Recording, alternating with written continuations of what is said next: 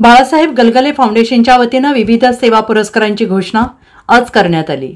यावर्षी वृत्तपत्र सेवा पुरस्कार दैनिक सामनाचे सांगली येथील जिल्हा प्रतिनिधी प्रकाश कांबळे यांना आणि धर्मरक्षक हा पुरस्कार मनोहर सारडा यांना देण्यात येणार असल्याची माहिती फाउंडेशनचे अध्यक्ष सुहास कुलकर्णी यांनी पत्रकार बैठकीत दिली। बाळासाहेब गलगले सेवा पुरस्काराचे हे 16वे वर्ष आहे।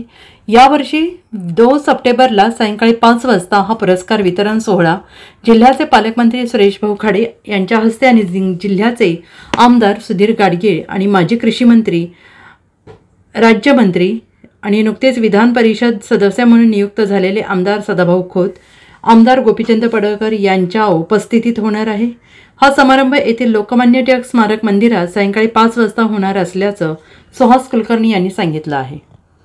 Bureau report SBN Marathi, Sangli.